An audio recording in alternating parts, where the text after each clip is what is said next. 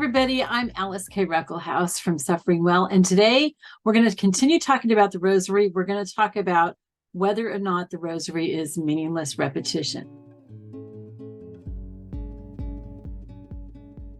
So one of the most common objections to the Rosary is vain repetitions. Let me read to you the verse that this comes from. This is Matthew 6, verse 7. This is in the King James Version. It says, "But when you pray, use not vain repetitions as the heathen do, for they think that they shall be heard for their much speaking." Now I'll read it from the NIV. It says, "And when you pray, do not keep on babbling like pagans, for they think they will be heard because of their many words." All right, so we've heard both vain repetitions and babbling like pagans. Okay, in both cases, it's talking about something that you're not really thinking about. You're just saying over and over, just like saying a bunch of words.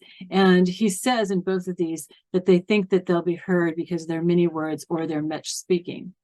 That's not the case with the Rosary. First of all, it's not vain repetition. A lot of people say, oh, Jesus says not to have repetition. No, that's not what he said. He said vain repetition, or in the NIV and I think the NASB, much babbling, something like that, just meaningless talking. And when you're praying something and you mean it, that's not vain repetition.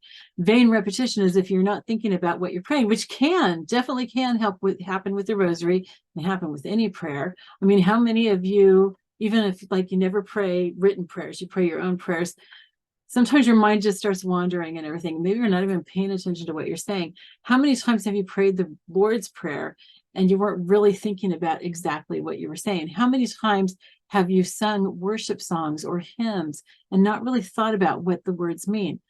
That's vain babbling as well. It's not repetition, but it's vain babbling. So Jesus is very clear that it's vain repetition or babbling just to say words.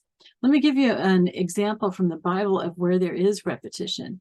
This is from Psalm 136. I won't read the whole verse, but every verse ends with the same thing. So there's repetition here.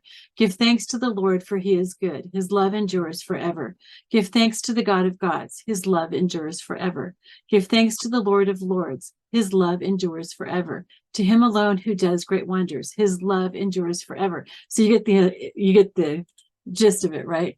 So that's what we mean by repetition that isn't vain. It could be vain if I just go da da da da da da, then that would be vain. It's meaningless. Vain means meaningless. But if I'm thinking about what I'm saying and I really mean his love endures forever, his love endures forever, can you just hear that growing as the congregation repeats that line over and over? His love endures forever. It's the same thing with the Rosary.